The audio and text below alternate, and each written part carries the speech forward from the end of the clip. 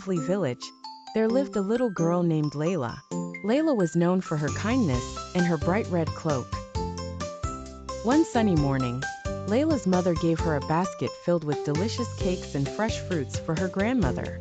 "Take this to your grandmother, dear," her mother said. "But remember, stay on the path and don't talk to strangers." Layla nodded with excitement and set off down the forest path. As Layla was merrily skipping through the woods, humming a cheerful tune, a sly wolf peered out from behind the trees. With a cunning grin, he planned to trick Layla. "Hello, dear child," called the wolf in a gentle voice. Startled but polite, Layla replied, "Hello, Mr. Wolf. I'm off to see my grandmother with this basket of goodies." The wolf's eyes gleamed with mischief. "Such a lovely girl. I know a shortcut to your grandmother's house," he said. Layla, being an obedient child, remembered her mother's words and shook her head. "No, thank you. I'll stick to the path. Goodbye, Mr. Wolf." But the wolf was not easily deterred. He raced through the forest to Layla's grandmother's house, arriving ahead of her. With a huff and a puff, he disguised himself as the sweet grandmother and crawled into bed, waiting for Layla to arrive.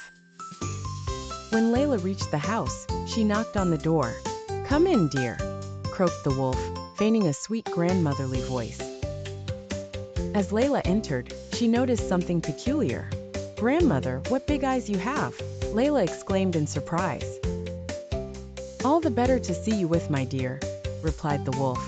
"Grandmother, what big ears you have!" "All the better to hear you with, my dear," said the wolf, inching closer. "Grandmother, what big teeth you have!" The wolf sprang from the bed. "All the better to eat you with," he roared. Layla screamed and dropped her basket, but just as the wolf pounced, a brave woodcutter who heard the commotion burst through the door. With his mighty axe, the woodcutter frightened the wolf away. He chased the wolf far into the forest, ensuring they would never be bothered again. Breathing heavily, Layla ran to her real grandmother's arms, who emerged unharmed from a secret cupboard. Layla hugged her tightly, grateful for the woodcutter's bravery.